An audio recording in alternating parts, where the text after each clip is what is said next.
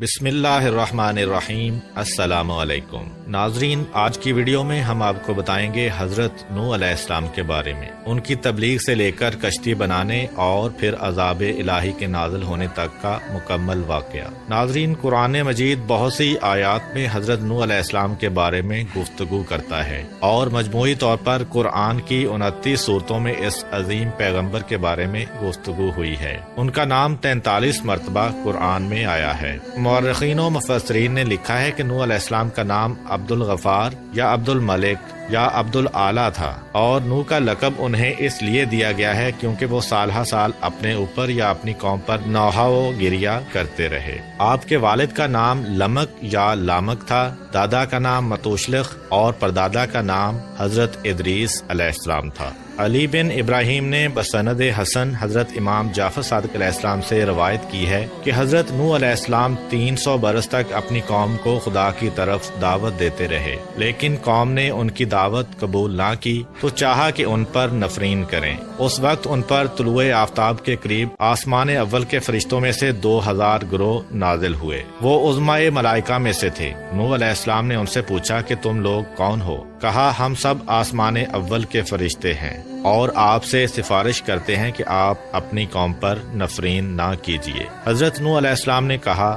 اچھا، میں نے ان کو 300 سال کی مہلت دی۔ 300 سال ختم ہو گئے اور وہ ایمان نہ لائے تو ان پر آپ نے پھر نفرین کا ارادہ کیا تو دوسرے آسمان کے 2000 گروہ فرشتوں کے آئے۔ نوح علیہ السلام نے پوچھا، تم لوگ کون ہو؟ کہا، ہم سب آسمان دوم کے قبائل ملائکہ سے 2000 قبیلے ہیں، اور ہم آپ کے پاس آئے ہیں اس لیے کہ آپ سے التجا کریں کہ آپ اپنی قوم پر نفرین نہ کریں۔ نوح علیہ السلام نے کہا، 300 سال ان کو اور مہلت دی۔ پھر جب 300 سال تمام ہوئے اور وہ لوگ ایمان نہ لائے تو آپ نے ان کے لیے بد دعا کا ارادہ کیا۔ سورہ ہود آیت نمبر 36۔ اور نوح کی طرف یہ وحی کی گئی کہ جو لوگ ایمان لا چکے ہیں ان کے علاوہ آپ کی قوم میں سے ہرگز کوئی اور ایمان نہیں لائے گا، لہذا جو کچھ یہ لوگ کرتے ہیں آپ اس سے رنجیدہ نہ ہوں۔ سورہ نوح آیت نمبر 26-27۔ اور نوح نے کہا، پروردگار، روئے زمین پر بسنے والے کفار میں سے ایک کو بھی باقی نہ چھوڑ۔ اگر تو انہیں چھوڑ دے گا تو وہ یقیناً تیرے بندوں کو گمراہ کریں گے اور یہ لوگ صرف بدکار کافر اولاد ہی پیدا کریں گے۔ حضرت نوح علیہ السلام کی اس دعا کے بعد اللہ تعالیٰ نے ان کو حکم دیا کہ کھجور کے درخت بوئیں۔ آپ نے درخت لگانا شروع کیا، پس آپ کی قوم کے لوگ آپ کے پاس آ کر آپ کا مذاق اڑاتے کہ ایسا بوڑھا شخص جس کی عمر کے 900 برس گزر چکے ہیں اور وہ کھجور کے درخت لگا رہا ہے، پھر آپ کو پتھر مارتے تھے۔ اسی طرح 50 برس گزرے اور کھجور کے تمام درخت بڑے اور مضبوط ہو گئے تو اللہ تعالیٰ کا حکم آیا کہ ان درختوں کو کاٹیں۔ یہ دیکھ کر آپ کی قوم پھر مذاق کرنے لگی کہ اب جب کہ کھجور کے درخت بڑے ہو گئے ہیں تو اس بوڑھے مرد نے کاٹ ڈالے، اس کی عقل زائل ہو گئی ہے اور پیری اس پر غالب آ گئی ہے۔ سورہ ہود آیت نمبر 38-39۔ اور وہ یعنی حضرت نوح علیہ السلام کشتی بنانے لگے اور ان کی قوم کے سرداروں میں سے جو وہاں سے گزرتا وہ ان کا مذاق اڑاتا تھا۔ نوح علیہ السلام نے کہا، اگر آج تم ہمارا مذاق اڑاتے ہو تو کل ہم تمہارا اسی طرح مذاق اڑائیں گے جیسے تم مذاق اڑاتے ہو۔ ان قریب تمہیں علم ہو جائے گا کہ کس پر وہ عذاب آتا ہے جو اسے رسوا کر دے گا اور کس پر ہمیشہ رہنے والا عذاب نازل ہوگا۔ اللہ تعالیٰ نے حضرت نوح علیہ السلام کو کشتی بنانے کا حکم دیا اور جبرائیل علیہ السلام کو ان کی تعلیم پر مامور فرمایا۔ غرض کہ نوح علیہ السلام نے کشتی بنانا شروع کیا۔ اس کی لمبائی 1200 ہاتھ، چوڑائی 800 ہاتھ اور اونچائی 80 ہاتھ تھی۔ ایک ہاتھ سے مراد کوہنی سے لے کر درمیانی انگلی کا آخری سرا ہوتا ہے اور یہ تقریباً آدھا میٹر ہوتا ہے۔ اس طرح کشتی کی لمبائی تقریباً 600 میٹر، چوڑائی 400 میٹر اور اونچائی 40 میٹر تھی۔ حضرت نوح علیہ السلام نے عرض کی، خدا بندہ، کشتی بنانے میں میری کون مدد کرے گا؟ خدا نے وہی فرمائی کہ اپنی قوم کے درمیان اعلان کرو کہ جو شخص کشتی بنانے میں میری مدد کرے گا اور اس کی کوئی چیز تراشے گا تو جو کچھ تراشے گا وہ چاندی سونا بن جائے گا۔ حضرت نوح علیہ السلام نے یہ اعلان کیا تو لوگ کشتی بنانے میں آپ کے ساتھ شامل ہو گئے اور مذاق بھی کرتے جاتے تھے کہ جنگل میں کشتی بنا رہے ہیں۔ جب خدا نے قوم نوح علیہ السلام کو ہلاک کرنے کا ارادہ کیا تو 40 سال پہلے سے ان کی عورتوں کو بھانج کر دیا تھا، پھر ان میں کوئی اولاد نہیں ہوئی۔ جب نوح علیہ السلام کشتی بنا کر فارغ ہوئے تو خدا کے حکم سے آپ نے سریانی زبان میں ندا کی، جس کو سن کر تمام چوپائے اور جانور حاضر ہوئے۔ آپ نے ہر حیوان کا جوڑا کشتی میں داخل کیا۔ آپ کی 950 سالہ تبلیغ کے نتیجہ میں دنیا کے تمام لوگوں میں صرف 80 اشخاص آپ پر ایمان لائے تھے۔ سورہ ہود آیت نمبر 40۔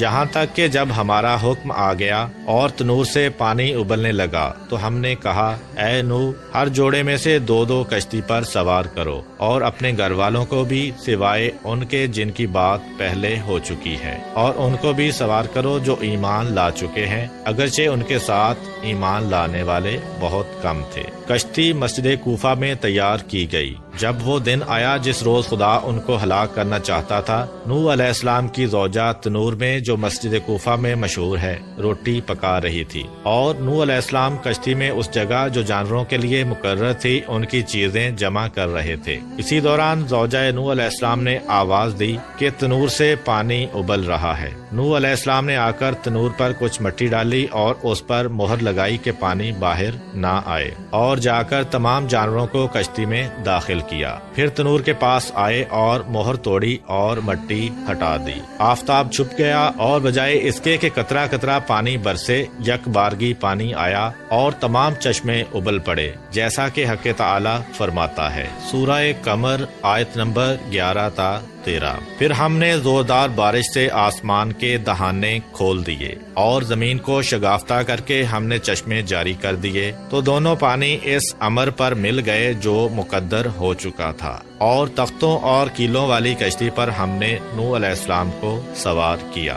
اللہ تعالیٰ نے حضرت نوح علیہ السلام سے فرمایا کہ کشتی میں سوار ہو جاؤ۔ کشتی کے چلنے اور رک جانے کے وقت خدا کے نام کے ساتھ نجات کی دعا کرتے رہنا یا بسم اللہ کہتے رہنا۔ غرض کشتی حرکت میں آئی اور نوح علیہ السلام نے اپنے کافر بیٹے کو دیکھا جو پانی میں کھڑا ہوتا اور گرتا جاتا۔ فرمایا، بیٹا ہمارے ساتھ کشتی میں سوار ہو جاؤ اور کافروں کے ساتھ مت رہو۔ اس نے کہا، یعنی جلد پہاڑ پر چڑھ جاتا ہوں اور وہاں پناہ لیتا ہوں، وہ مجھ کو پانی میں ڈوبنے سے محفوظ رکھے گا۔ نوح علیہ السلام نے فرمایا، آج خدا کے عذاب سے کوئی بچانے والا نہیں ہے مگر وہی بچ سکتا ہے جس پر خدا رحم فرمائے۔ پھر نوح علیہ السلام نے کہا، پالنے والے، یقیناً میرا بیٹا میرے اہل سے ہے اور بے شک تیرا وعدہ سچا ہے اور تو تمام حکم کرنے والوں سے بہتر حکم کرنے والا ہے۔ حق تعالیٰ نے فرمایا، اے نوح علیہ السلام، وہ تمہارے اہل سے ہرگز نہیں ہے جن کی نجات کا میں نے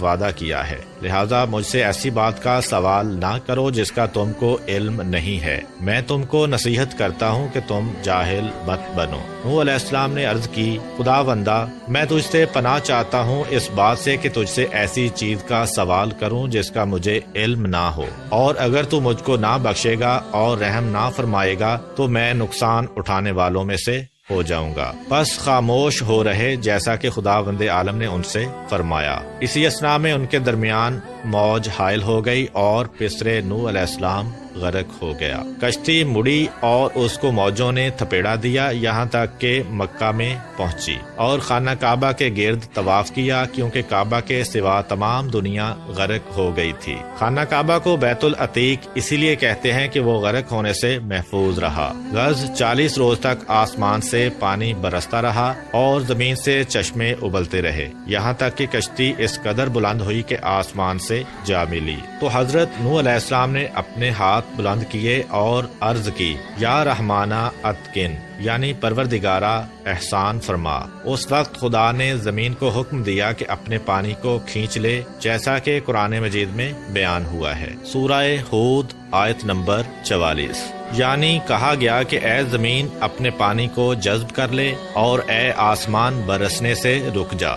جو پانی زمین سے باہر آیا تھا زمین نے اسے جذب کر لیا، مگر آسمان کے پانی کو قبول نہ کیا اور کہا کہ خدا نے مجھے صرف اپنے پانی کے جذب کرنے کا حکم دیا ہے۔ تو آسمان کا پانی زمین کے اوپر ہی ٹھہر گیا اور کشتی جودی پر ٹھہری، اور وہ موصل میں ایک بڑا پہاڑ ہے۔ پس خدا نے جبرائیل علیہ السلام کو بھیجا تو جو پانی زمین پر رکا ہوا تھا اس کو ان دریاؤں میں پہنچا دیا جو دنیا کے گرد خلق کیے گئے ہیں، اور نوح علیہ السلام کو خدا نے وحی فرمائی۔ سورہ ہود آیت نمبر 48۔ کہا گیا، اے نوح علیہ السلام، اترو ہماری طرف سے سلامتی اور برکتوں کے ساتھ جو آپ پر اور ان جماعتوں پر ہیں جو آپ کے ساتھ ہیں، اور کچھ جماعتیں ایسی بھی ہوں گی جنہیں ہم کچھ مدت زندگی کا موقع بخشیں گے، پھر انہیں ہماری طرف سے دردناک عذاب پہنچے گا۔ پھر حضرت نوح علیہ السلام نے 80 مومنوں کے ساتھ جو آپ کے ہمراہ تھے موصل میں کشتی سے اترے اور مدینہ السمانین کی بنیاد ڈالی۔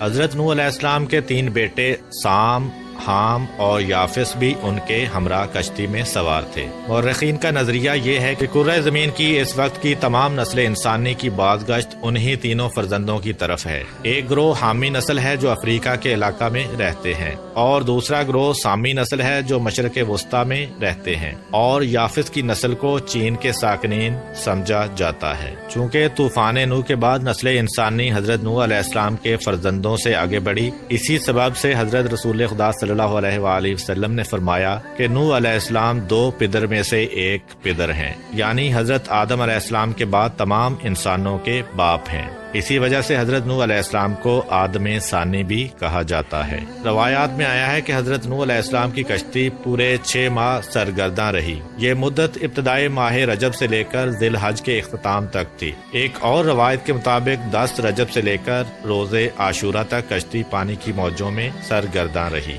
حضرت امام موسیٰ بن جعفر علیہ السلام سے منقول ہے کہ جب نوح علیہ السلام کشتی میں بیٹھے اور وہ خدا کے حکم سے چلی، اس وقت خدا نے پہاڑوں پر وحی کی کہ میں اپنے بندے نوح علیہ السلام کی کشتی کو تم میں سے کسی پر ٹھہرانا چاہتا ہوں۔ یہ سن کر تمام پہاڑوں نے اپنے اپنے سر بلند کرنا شروع کیے، سوائے کوہ جودی کے جو موصل میں ہے۔ اس نے عجز و انکساری سے کام لیا اور کہا کہ میرا وہ رتبہ نہیں ہے کہ نوح علیہ السلام کی کشتی مجھ پر ٹھہرے۔ خدا نے اس کی انکساری پسند فرمائی اور کشتی کو معمور کیا کہ اسی پر ٹھہرے۔ لہذا جب کشتی جودی سے ٹکرائی اور متزلزل ہوئی تو اہل کشتی کو اس کے ٹوٹ جانے اور ڈوب جانے کا خوف ہوا۔ اس وقت نوح علیہ السلام نے ایک جروکے سے جو کشتی میں تھا اپنا سر باہر نکالا اور ہاتھوں کو آسمان کی جانب بلند کیا اور کہا، یا رحمانو اتقن، یعنی پروردگار احسان فرما۔ ایک اور روایت کے مطابق حضرت نوح علیہ السلام نے جناب رسول خدا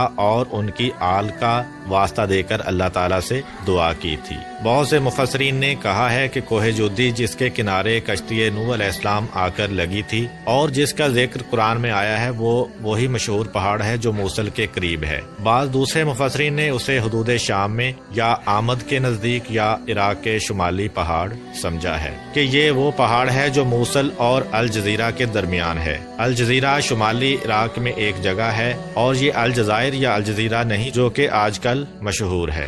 بعید نہیں کہ ان سب کی بازگشت ایک ہی طرف ہو، کیونکہ موصل، آمد اور الجزیرہ سب عراق کے شمالی علاقوں میں ہیں اور شام کے نزدیک ہیں۔ حضرت امام جعفر صادق علیہ السلام سے منقول ہے کہ حضرت نوح علیہ السلام کی عمر 2500 سال ہوئی۔ 850 سال مبعوث ہونے سے قبل، 950 سال قوم کی ہدایت کا زمانہ، 200 سال کشتی کی تیاری میں گزرے اور 500 سال طوفان کے بعد زندہ رہے۔ جب پانی زمین سے خشک ہوا تو شہروں کی بنیاد ڈالی اور اپنی اولاد کو ان میں آباد کیا۔ جب 2500 سال تمام ہوئے تو وہ اس وقت دھوپ میں بیٹھے ہوئے تھے۔ کہا، السلام علیکہ یا نبی اللہ۔ حضرت نوح علیہ السلام نے جواب سلام دیا اور پوچھا، اے ملک الموت، کس لیے آئے ہو؟ کہا، آپ کی روح قبض کرنے کے لیے آیا ہوں۔ کہا، کیا اتنی مہلت دو گے کہ دھوپ سے سائے میں چلا جاؤں؟ کہا، ہاں۔ پس نوح علیہ السلام سائے میں گئے اور فرمایا، اے ملک الموت،